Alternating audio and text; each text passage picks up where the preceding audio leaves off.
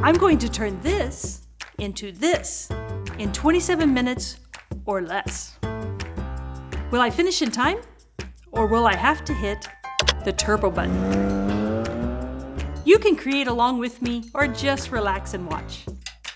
I'm Gina Murrow, the 27-minute artist.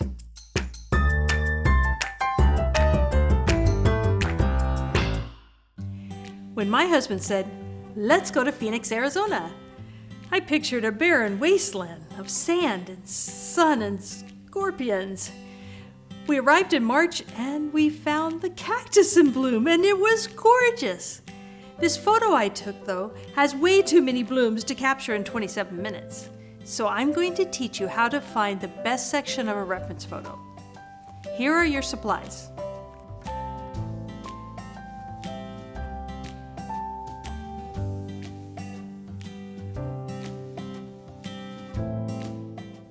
Okay, grab those pencils. Let's get on down to the studio and get started.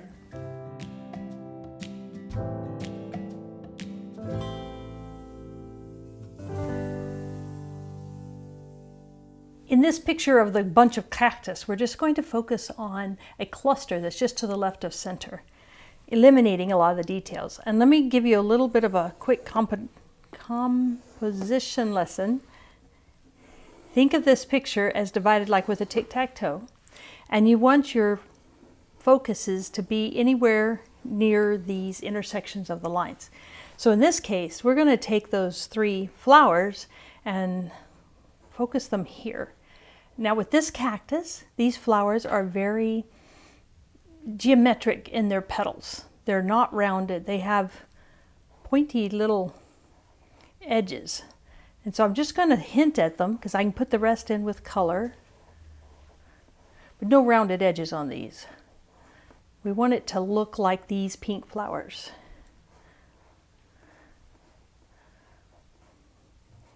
So that'll make it easier. And then the paddle's going to come down this way. We're going to make sure this paddle gets in there, not too big. And it has little buds on top. And bumps on these buds that look a little like sevens with the shadow. Actually, I drew that one backwards, didn't I? Let me fix that. The shadow's on this side because my sun is coming in from this angle.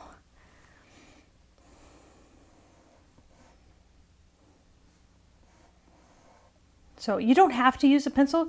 You could go straight to the pen. I'm using a little bit of that. I think I'll switch to the pen so you can see it better because you can see roughly what I'm going to. I'm not drawing every line. I don't want this to look like a coloring book. I'm just reminding myself where I want these objects. These are really pretty flowers. I took this picture while taking a walk in Sun City West one late in the day afternoon, and my photography professor used to call it the Kodak hour. It's when everything is lusciously lit with sort of a pink or golden light. Those of us old enough to remember Kodak film will understand that phrase. Again, you don't have to draw every line. You're just making it a sketchy mark to give a skeleton to your color pencil site. You could just go straight to colored pencils, but I prefer to give it this little bit of a skeleton with the ink because it adds strength to the picture and helps me know where to put the colors. Now, let's think. If we want, here's a crossroads here, and I see another cactus down there with a beautiful flower. So I'm going to put that flower near the crossroads. No, it doesn't have to be right on it, but it's roughly in that area. It's in the neighborhood. And that cactus goes this way. And there's a bit of a ridge that you can see on the right-hand side that I'm going to hint at. And then there's one that goes this way with a bud. Now there's a lot of buds in there, and I actually see a nice pink flower more up this way, so I'll put it more on that line. Again, keeping the geometric shapes with these particular flowers.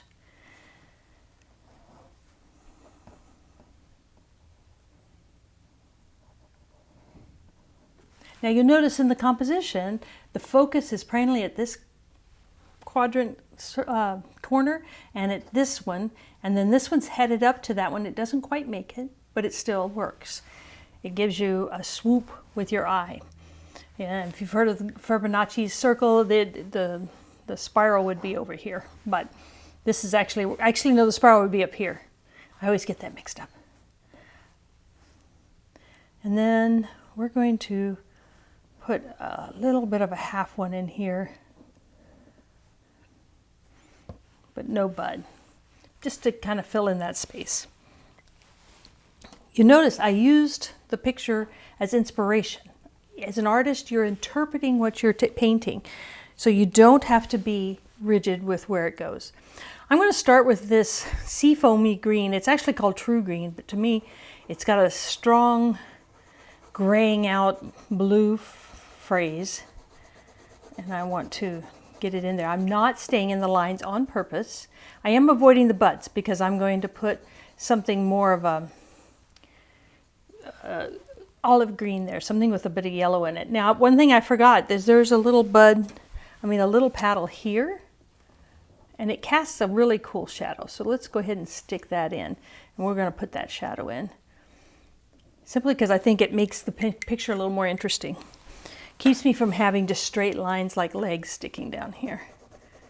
So right now I'm just getting in a little bit of color, leaving this a little light through there on purpose, and I'll show you why in a minute. I'm not worrying about lines at this point, though I'm not going in the in-between spots.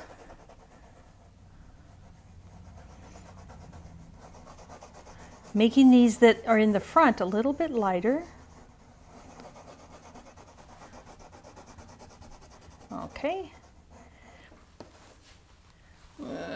I would probably put a little bit of green in there. Yeah. Now I'm going to take this blue, it's called true blue, and on this back one, this one that's away from the sunshine, I'm going to give it a little bit of a blue cast, doing circular motions. I'm not putting it on this front paddle. And where I want it a little more shadowy, I'm putting a little more blue. I think that's in the shadow there. Down here, but not the front of this tiny paddle, but yes, the back. Notice I'm holding my pencil more towards the back of it, rather than choking up on it as if I was drawing or writing letters. I want this to be light and a little more control on the use. There's a little bit of the shadow, don't want to get too much. But the shadow extends to this one in the back, especially right there. Okay, this one's behind, so it's going to be shadowy.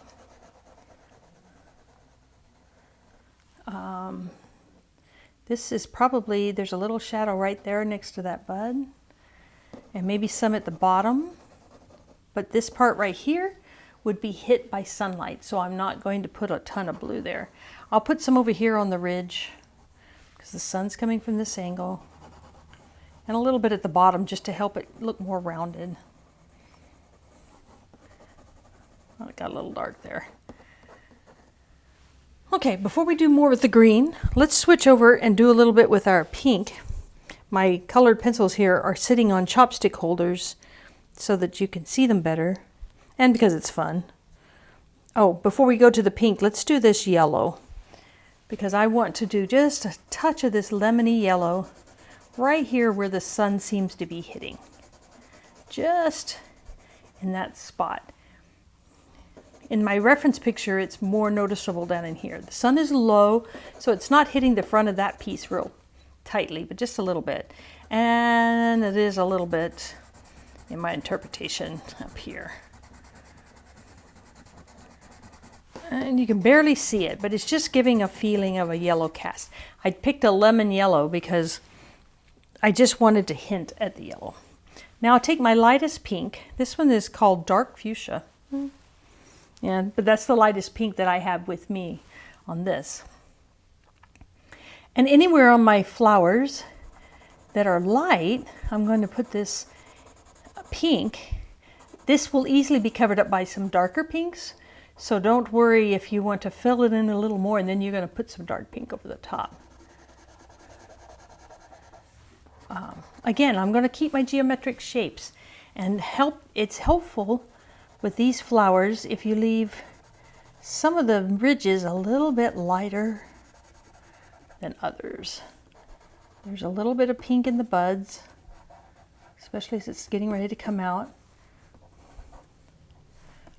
That's probably mostly darker pink over there, but this part up here will be lighter, where the light might be hitting it over the top of that one.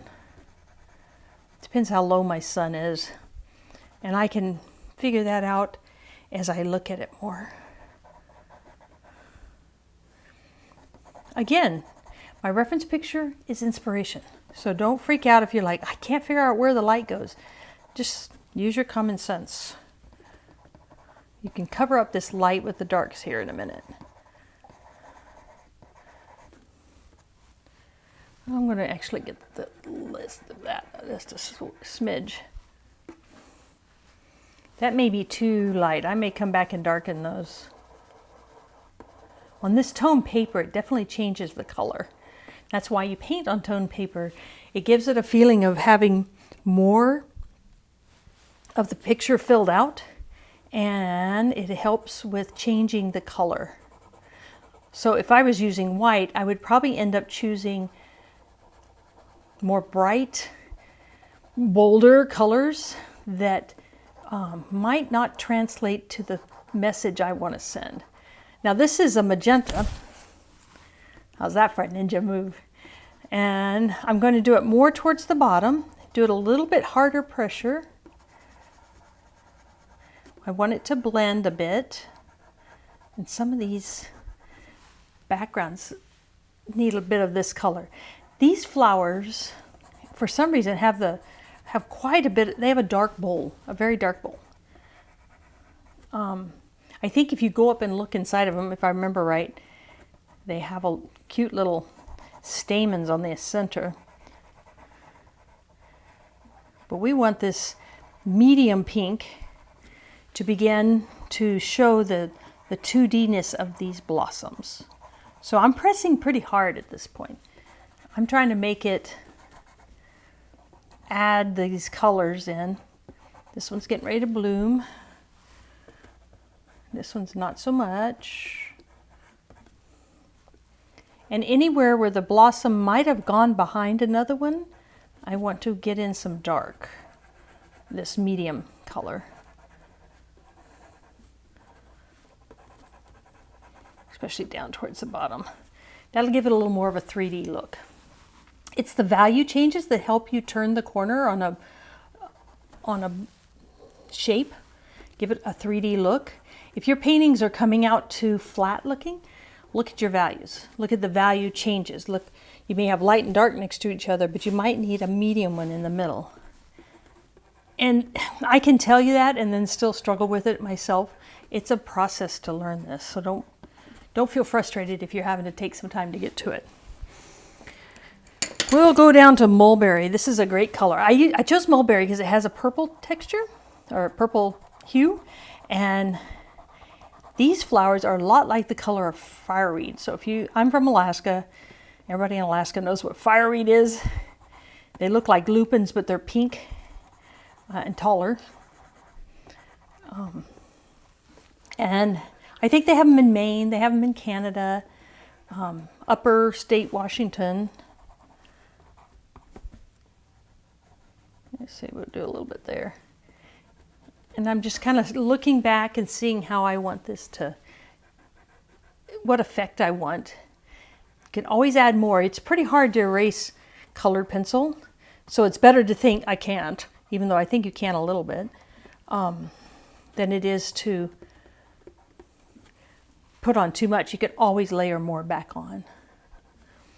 Try to join your colors some too. They don't have to stand all by themselves. This will help in interpreting what the viewer is seeing.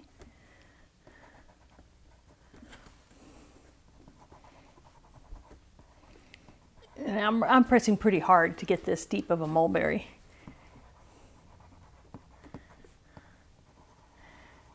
When I want to blend, I do more of a circular motion.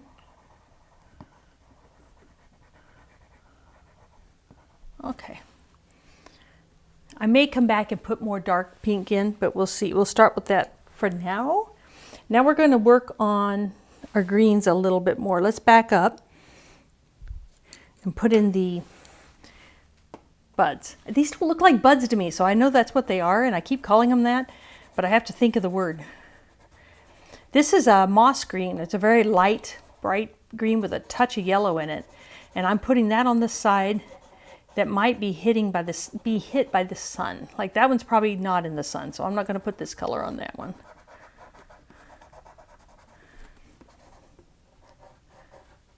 And it goes up, the buds kind of fold in on each other, so I'm going to do a little bit in there. And then I'm going to take this beautiful olive green, and I love this color. Deepen just the shadow sides. And these little knobs, which I think are basically the buds for the thorns, come out like little sevens because of the way the shadows, the sun is hitting them. So keep this more on the side away from the sun. That's not a hard and fast rule. You can go a little bit over there. But you're reading, it's reading darker, newer green in the shade. Okay. Excuse me. We're definitely going to darken these up. Don't worry. Okay, this one, go darker where there's the buds for the thorns, and then a little lighter for the rest of it.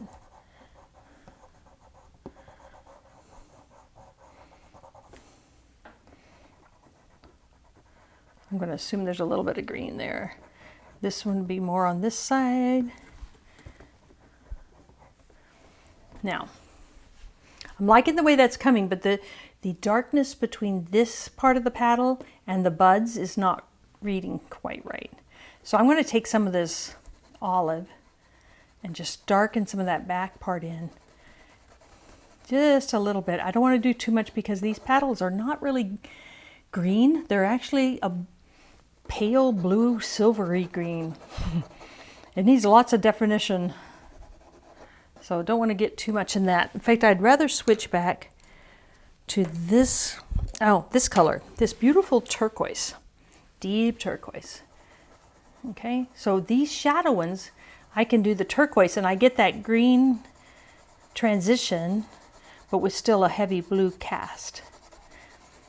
Now, I make sure I go in a different direction as well. This will help with the blending. I'm basically cross-hatching, but the cross-hatches are so close together, it's more like a shading. You might think of it as a shading. I don't worry too much about the lines, but I want them a little bit because I need to keep them separate to some degree. Now, this shadow over here cast by this little piece of paddle, I'm going to darken that just a bit to read better. And that falls down onto this paddle beneath. But I'm keeping it out of this part, right? Make sure I close in there. Okay, I've got 9 minutes. I got to kind of start getting to the details now. But let me separate these two paddles. Circular motion.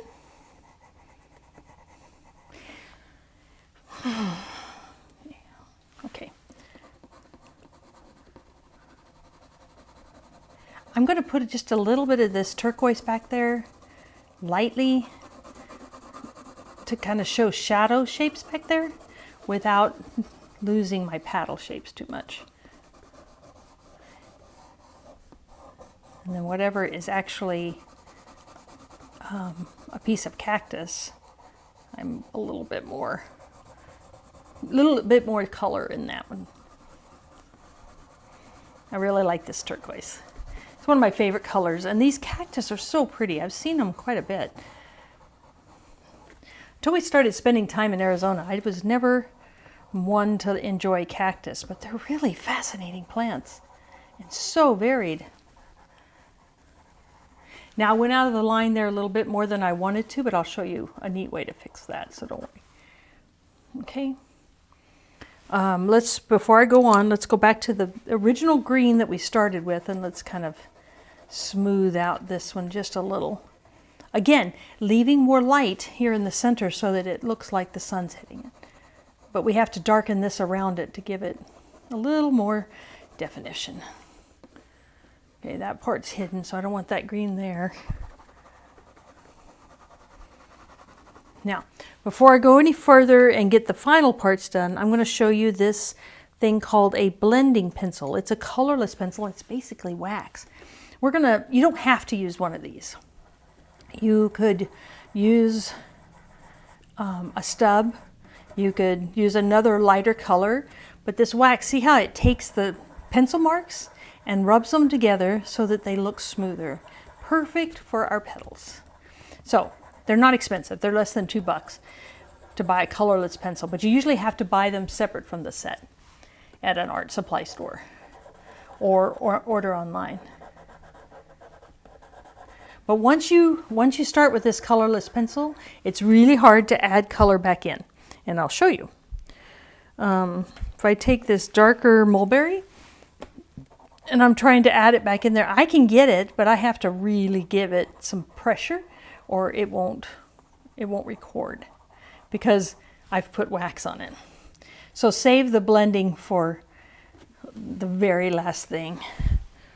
How much time do I have? 6 minutes. Okay. Color pencils are perfect for taking on trips. They can be done with kids. They're not messy. You can do them in a restaurant. You can do them on an airplane. Nobody fusses at you. It's one of my favorite mediums to take on a trip. And what you can do is when you're out, say at the beach or walking through the new town, you can use a pen and ink in a journal and just or even just a pencil and get the basic shapes and things that you want to record. Take a quick picture, and then when you get back to the hotel or B&B that night, you can take out your colored pencils and add the color. And it's just so relaxing and such a great way to record the impressions of your trip.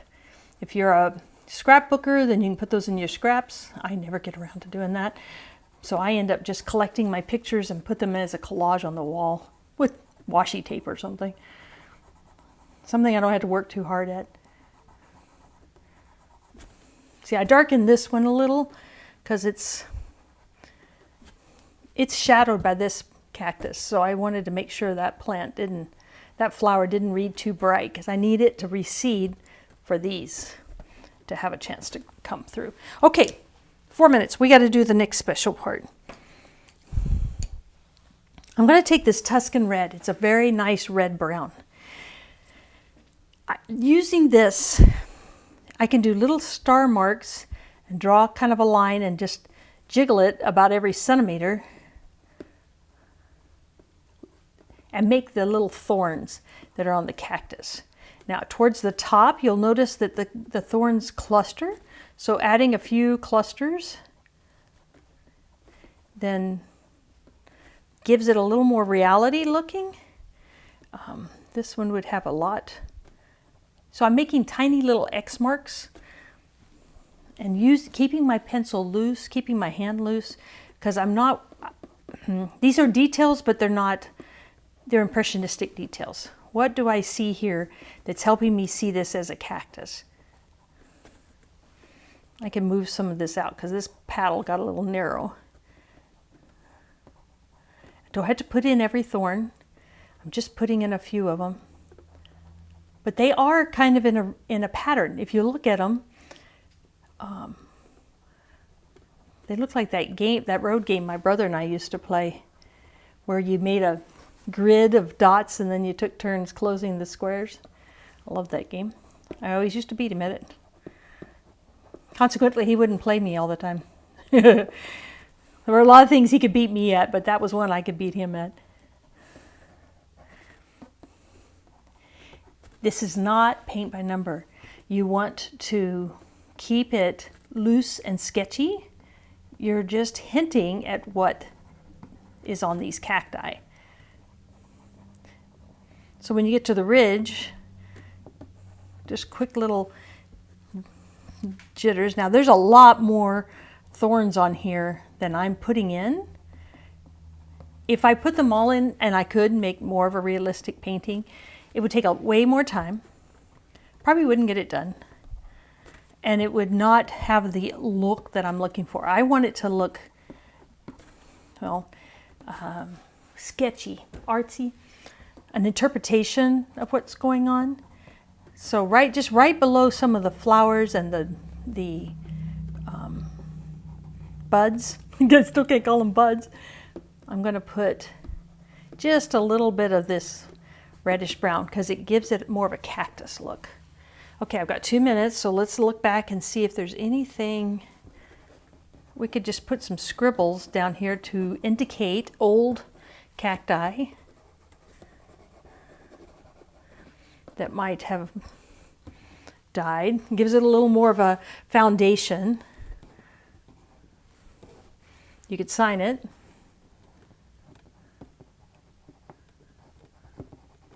And call it done. The hardest thing about some of these sketches is stopping, knowing when to stop. I would think that, well, see, I say that, and then I'm like, that just doesn't quite read right. So we're going to darken this just a little bit. Go back to the turquoise. 1 minute. Okay, I just want to soften that darkness there. I'll go back to the mulberry. I had these darker pencils, but I think sometimes they get it too dark. And just change the color through there just a wee bit. Okay, 52 seconds to go. Again, you could keep going, but you probably shouldn't. There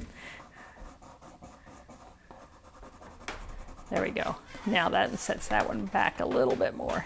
Now you can see the two different ones. Would you like to see a preview of our next episode? Keep watching.